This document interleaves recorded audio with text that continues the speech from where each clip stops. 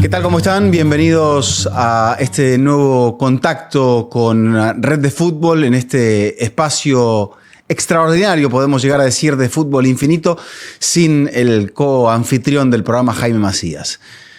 Ha finalizado el Mundial de Clubes y pensamos, junto con nuestro equipo de producción, que sería un momento importante para poder, en este momento de la temporada, donde ya faltan 4 o 5 semanas para el comienzo de las ligas más importantes de Europa, aprovechar para analizar, una vez ya digerido el Mundial de Clubes con la consagración de Chelsea, con una brillante victoria frente a Paris Saint-Germain en la final, ¿qué fue un poco este Mundial? Y compartirlo con ustedes, compartir sus impresiones, compartir sus opiniones, porque nos interesa también esto. Entendemos que esta competencia ha abierto, si se quiere, un debate entre lo que pasa en un país que no es tan futbolero y el fútbol llevado a una expresión de negocio con un apoyo económico muy importante de una de las sedes de los próximos mundiales, como va a ser Arabia Saudita, y en una FIFA en expansión que quiere mojar el pancito en todos lados, o sea, como que quiere aprovechar de todos los resquicios que ve en el mundo del fútbol, como pasó históricamente en los últimos años con los amistosos que se jugaban en Estados Unidos, y la FIFA evidentemente no se quería quedar afuera. Mucha gente planteó, y creo que terminó siendo muy atractivo ver en estadios de un mismo país, un país tan grande, aficiones brasileñas, argentinas, mexicanas, españolas, o de gente que simpatizaba por los clubes españoles, lo mismo de los franceses, de los alemanes, de los ingleses, de los portugueses, bueno, de todos los clubes clubes de Asia, clubes de África. El colorido que trae un mundial, por ejemplo, y llevado un mundial a la expresión del Mundial de Clubes. Claramente, con una plataforma que los dio de manera abierta, que era algo que visualizaba, por ejemplo, Florentino Pérez en la creación de la Superliga, y ahora empezamos a entender un poco cuál era el proyecto de Florentino, porque me parece que esto lo mostró, y el Real Madrid tenía un especial interés en tener una buena presencia dentro de este proyecto. Florentino llegó al primer partido, se ausentó, luego volvió para la fase final, estuvo muy presente, incluso conversando en prácticas con Xabi Alonso. Esta idea de generar una apertura muy grande, que funcionó. ¿Dónde funcionó? Dicen, porque DAZN no dio datos y cifras de audiencias, pero donde más funcionó fue en México y en Sudamérica, según lo que se cuenta. Allí es donde el Mundial de Clubes, por la plataforma y por los partidos que se pasaban a través de otras bocas de televisación, el partido fue un éxito. Quizá en Europa no lo fue tanto por los horarios o porque, no sé, faltaba, por ejemplo, en España faltaba el Barça, en Inglaterra faltaba el Liverpool y el Manchester United. El tema es que esa es la sensación que queda, que en Sudamérica, que es donde el fútbol es la primera pasión, a veces incluso dejando muy poco espacio hacia otro deporte, esto arrasó. Y eso no ha de sorprender absolutamente a nadie, pero la presencia de los clubes sudamericanos en este fútbol, donde el dinero tiene un impacto tan grande, quedó, si se quiere, minimizada al fervor de los clubes argentinos, al colorido que pueden dar la gente de Boca, que se presentó masivamente, porque quizá también el hecho de que jugara 2 partidos en Miami hizo que la gente de Boca viajara un poco más. Los de River fueron enviados a Los Ángeles y a Seattle. Era más difícil, más largo el viaje, la logística un poquito más complicada, pero ahí estuvieron los dos. Mucho más, de un modo masivo, los hinchas de Boca, pero sin poder avanzar hacia la siguiente fase. O sea que denotando una distancia que se está viendo también con respecto, por ejemplo, a los equipos brasileños en la Copa Libertadores de América. Eso evidentemente se nota y se va notando porque es un tema que acá también, en la Copa Libertadores como en el Mundial de Clubes, el aspecto económico pesa mucho en cómo se están jugando los campeonatos.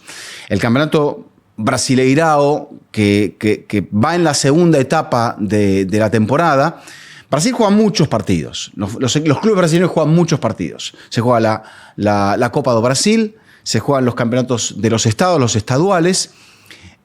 Algunos pasan a jugar torneos continentales. Y se juega el Brasileirao, que es un torneo largo y uno de los torneos más redituables a nivel económico del fútbol de las Américas.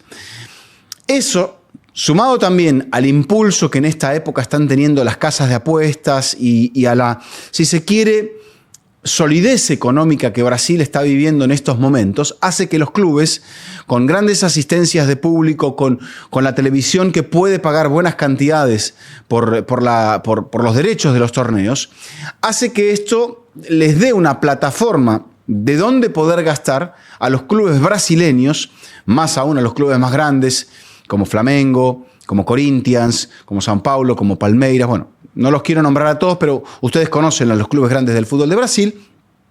Ellos tienen una plataforma que les permite estar lejos o alejándose de los clubes importantes de otras partes. Sobre todo de los clubes argentinos. Sabemos que los clubes uruguayos se han ido perdiendo dentro de lo que es la lucha histórica que habían vivido porque fueron pioneros en la Copa Libertadores de América y que después Colombia logró meterse en algunos momentos, Chile tiene un título, Paraguay tiene un par, pero que el resto ha sido la concentración, sobre todo en los últimos casi 40 años, entre argentinos y brasileños con algún hecho esporádico, algún ecuatoriano también por allí. Pero esta distancia se ha ido acentuando con el correr de los años. Y esto es un poco a lo que quería llegar. La base económica del mundo del fútbol hoy por hoy, si bien este Mundial de Clubes nos dio un reparto de dinero muy jugoso, los que más se llevaron fueron los que más lejos llegaron. Fluminense es el sudamericano que más lejos llegó, estuvo aproximadamente en los 55 millones de euros. Chelsea se llevó 105. Pero los otros clubes, los que participaron hasta el final, estuvo cerca de los 90 millones el Paris Saint-Germain. Estamos hablando de clubes millonarios, que este dinero representaría quizá, en algunos casos, un 10% de lo que han gastado en los últimos 2 o 3 años. Si nos focalizásemos en el caso del Chelsea ha gastado casi 1.700 millones de euros desde que la nueva propiedad ha tomado control del club allá por el año 2022. O sea, 3 años. Casi 1.700 millones y han recibido aproximadamente 105 millones de euros por este torneo.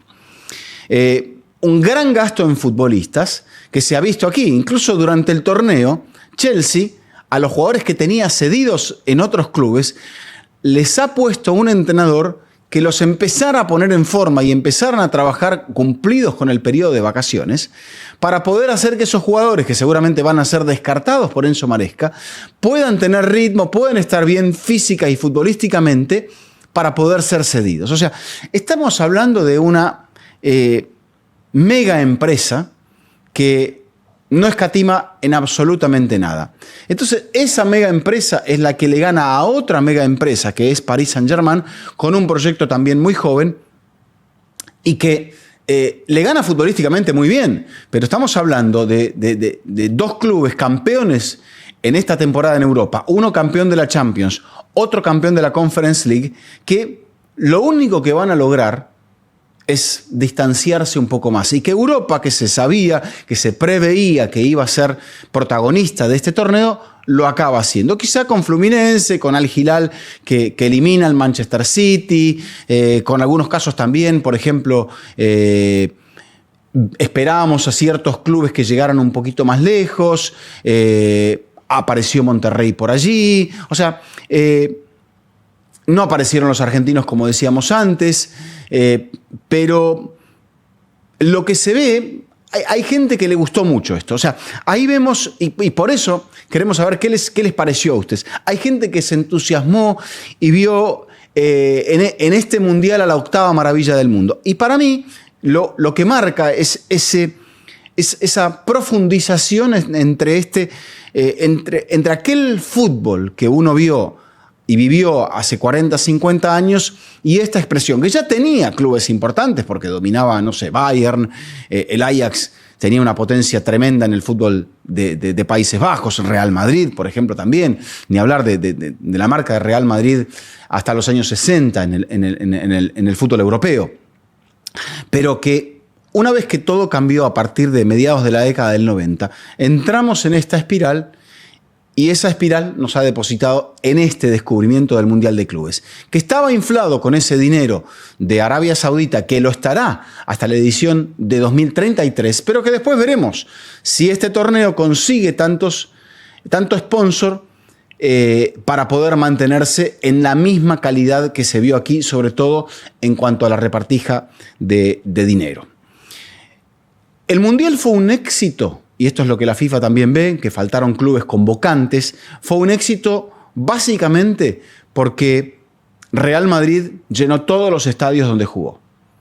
El gancho de Real Madrid en Estados Unidos es muy grande por los inmigrantes, por la gente que sigue el fútbol español en Estados Unidos, ya sea de habla inglesa o de habla española, o sean inmigrantes de otras partes. Real Madrid es eso, tiene un magnetismo enorme y quizá el otro club que generó muchísimo interés haya sido Inter Miami. ¿Por qué? Por Leo Messi.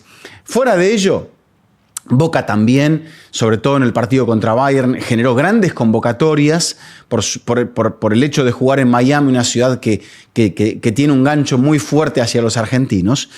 Y vimos a los clubes brasileños también con un protagonismo preponderante. Chelsea también tiene un gran gancho dentro de lo que es el público estadounidense por ser también quizá una propiedad de un fondo de inversión de Estados Unidos. Y esos fueron los clubes, y el Manchester City también fue muy convocante, esos fueron los clubes que más despertaron la atención.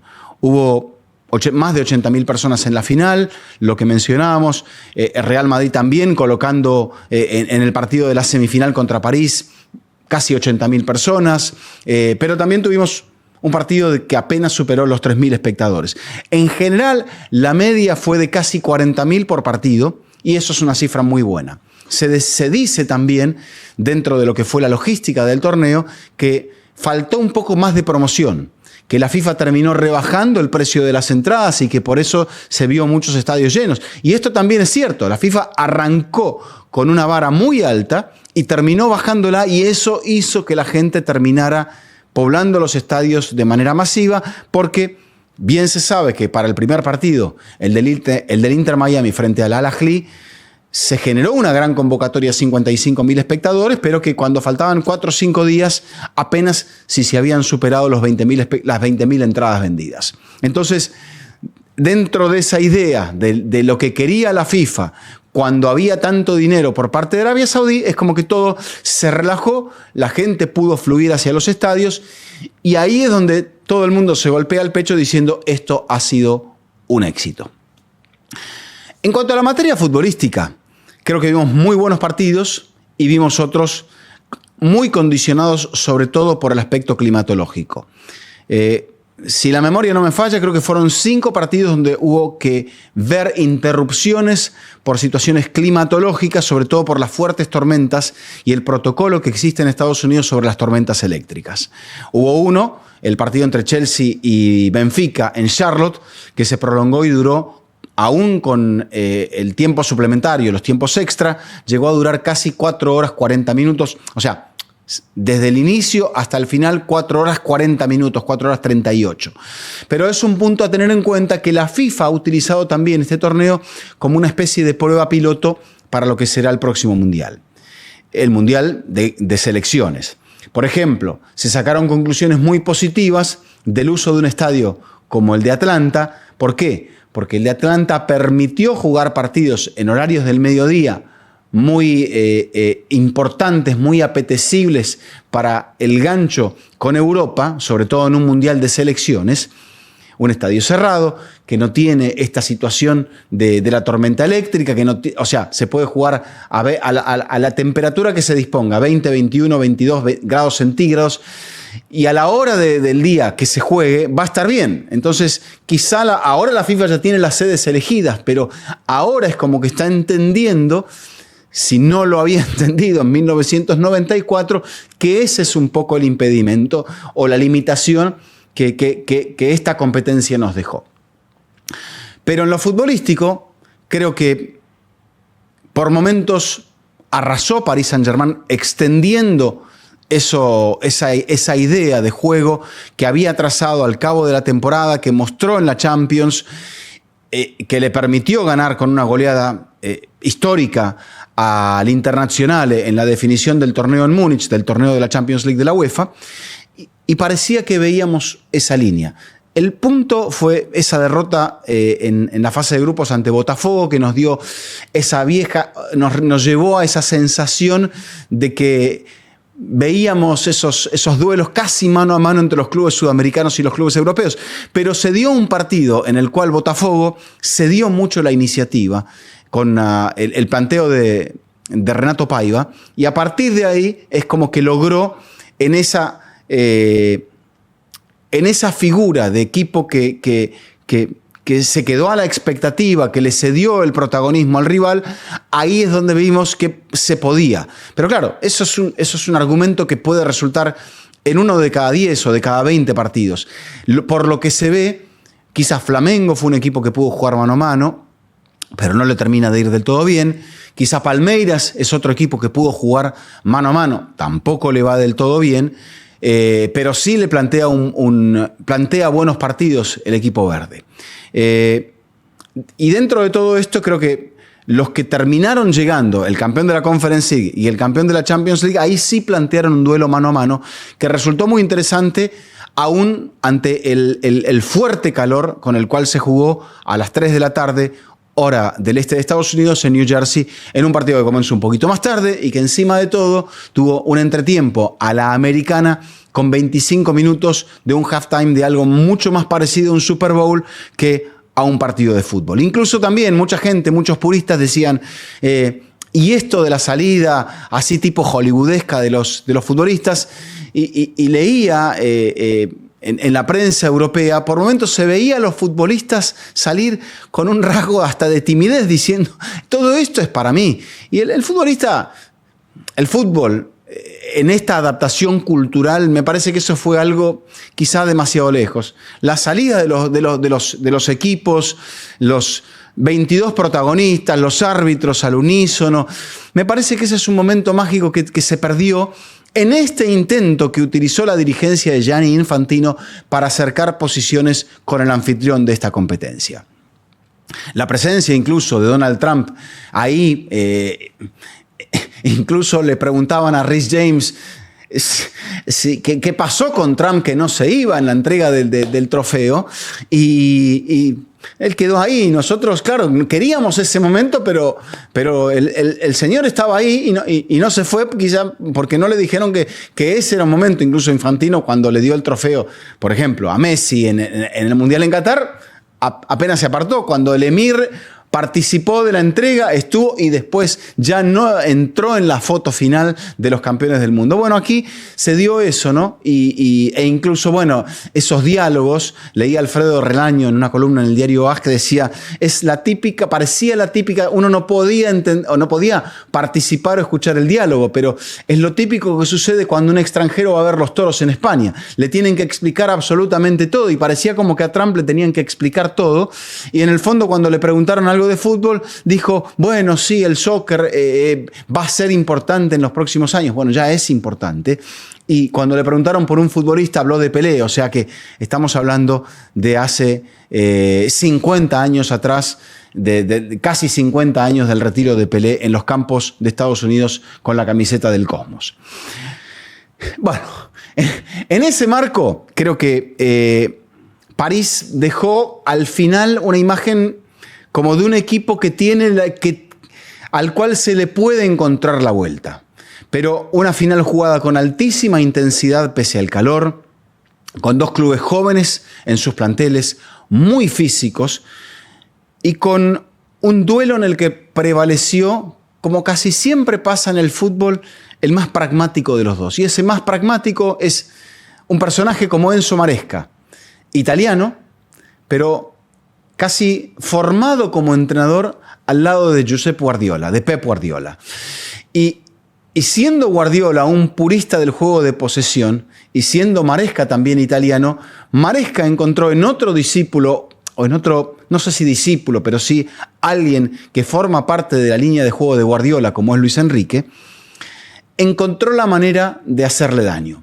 Probablemente aprovechando ese sector de la izquierda de la defensa de Paris Saint-Germain, donde faltaba William Pacho, lo cual nos abre otro paréntesis de algo que vimos en este Mundial de Clubes de la FIFA.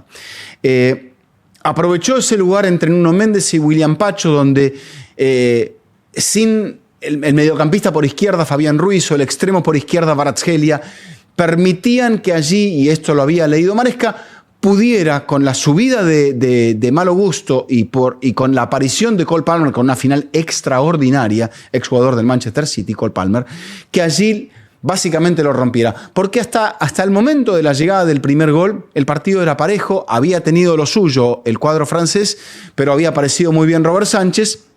Pero en esos destellos de Enzo Fernández, en esas apariciones de Cole Palmer, en el complemento, en João Pedro, que fue una acción. João Pedro estaba de vacaciones en Río de Janeiro. Solamente un club con el poder económico de Chelsea puede, en el medio del Mundial, aprovechando la ventana del 1 de julio, decir, vamos a incorporar a este jugador y que le salga tan bien, que marque 3 goles, que marque en la semifinal, que marque en la final y que sea un protagonista tan grande. Pero eso es un poco también lo que esta nueva era del fútbol acabó por mostrarnos.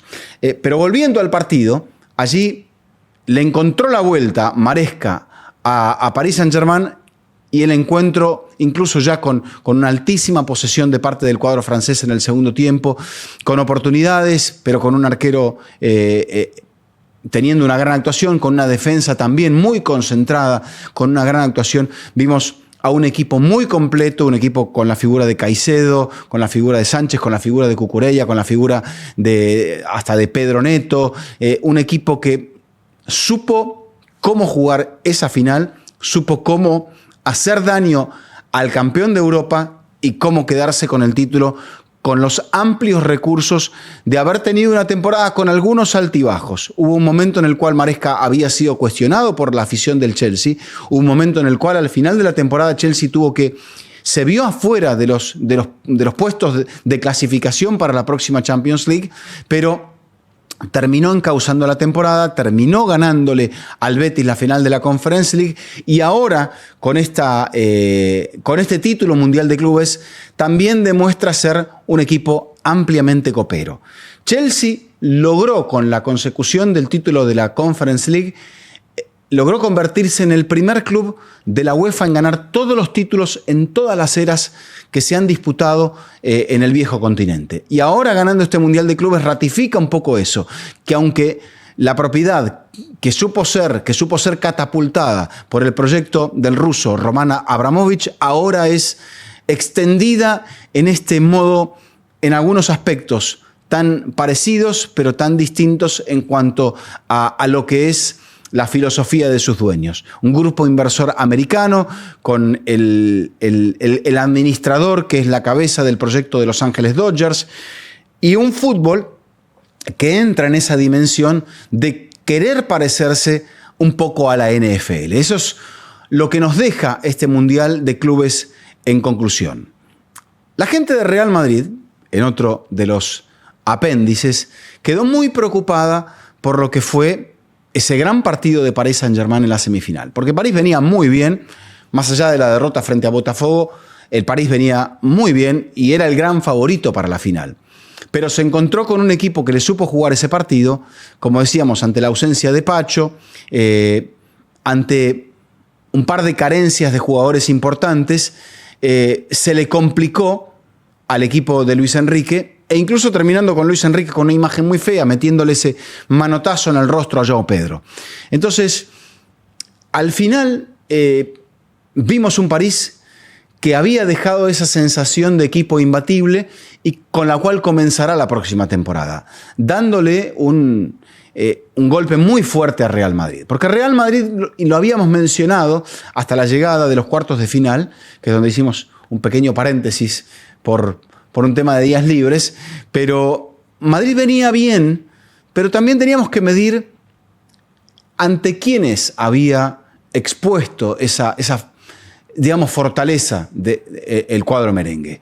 Y quizá no le habían tocado examinadores muy fuertes. A la larga vemos que Al Hilal sí era un equipo de futbolistas de calidad, entendiendo que algunos menosprecian el fútbol que se está jugando en Arabia Saudí, pero fue un empate muy peleado, con un partido muy bien planteado, con futbolistas de mucha calidad por parte del equipo saudí.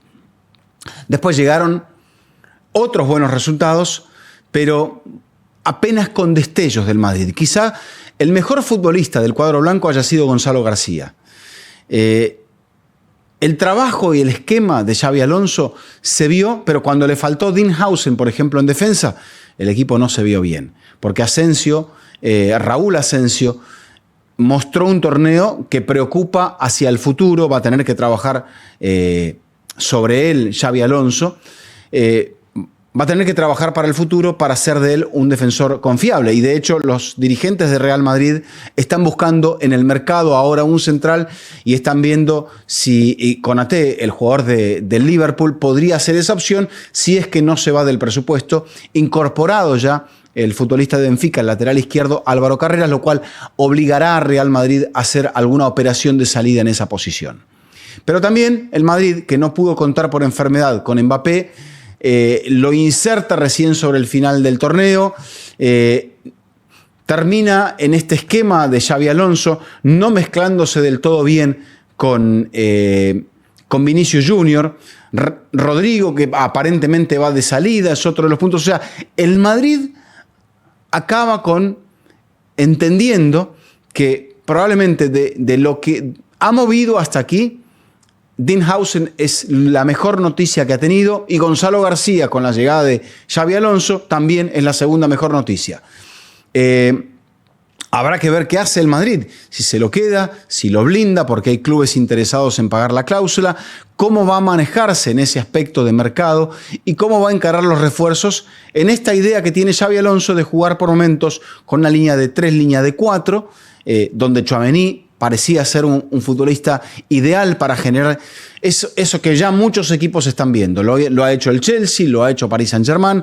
Entonces, ahí es donde Real Madrid tiene que encontrar esa flexibilidad táctica que se espera que el entrenador, nacido en Tolosa, en Guipúzcoa, alcance a darle a Real Madrid para poder de esa manera convertirlo en un protagonista de las cosas grandes. Porque el Madrid terminó la temporada preocupando. Despidiendo a Carlo Ancelotti, pasó hace un par de semanas nada más, pero parece que hace un siglo fue que ocurrió esto.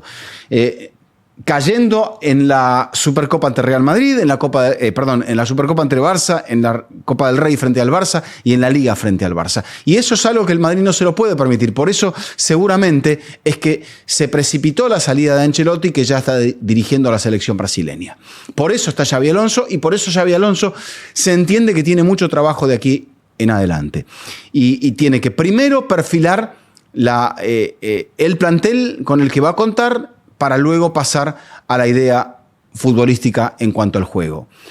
Como vemos, al Madrid, por lo visto en este Mundial, en la Liga le puede alcanzar en muchísimos partidos, pero en aquellos que son los que definen un proyecto o la validez de un entrenador, habrá que ver cómo comienza el Barça, cómo se recupera el Atlético de Madrid, que es, si se quiere, otro de los equipos que salió preocupado de este Mundial de Clubes, con un proyecto de Simeone que vemos ahora con la llegada de Thiago Almada, la muy probable salida de Rodrigo de Paul, pero también con otros movimientos como el Atlético de Madrid encarará una liga en la cual tiene que mejorar mucho la imagen que dio a partir de lo que fue la eliminación ante Real Madrid en la UEFA Champions League, porque hasta ese momento la temporada venía bien. Algo se le descarriló allí al Cholo Simeone y es algo que tiene que encaminar. Algo se le descarriló a Real Madrid y por eso las movidas que hizo.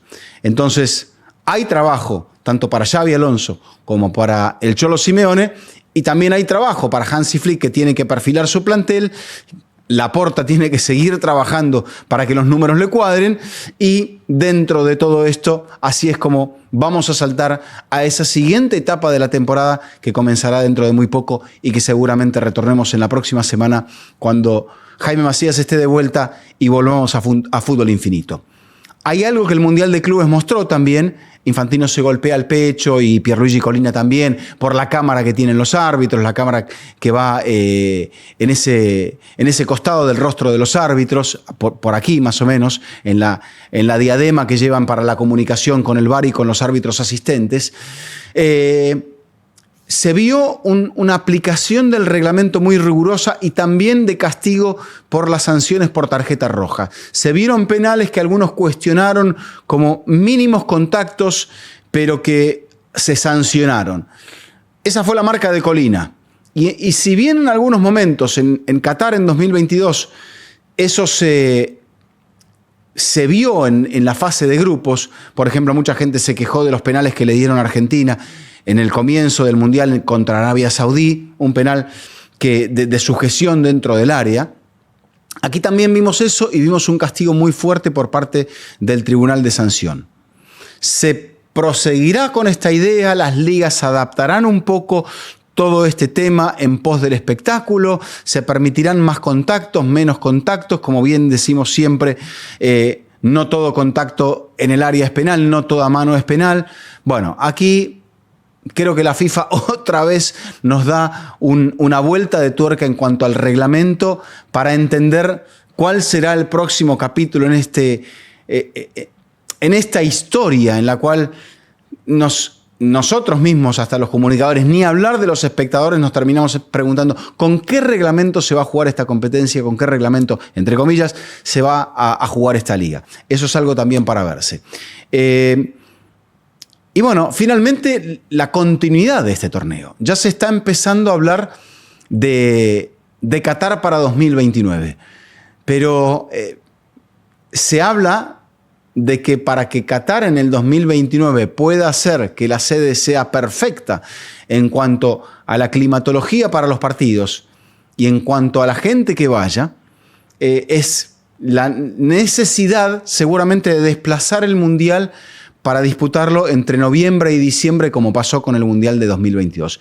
Entendiendo también que Qatar ha sido un buen apoyo para la FIFA y que se le puede dar un torneo de esta magnitud. Se le otorgó, mejor dicho, la Intercontinental de este año 2024, que se disputó en 2025, que ganó Real Madrid. Pero un Mundial, no sé si un Mundial de 32 o un Mundial de 48, sería algo muy bien visto por la FIFA y obviamente por Qatar. Los estadios ya están.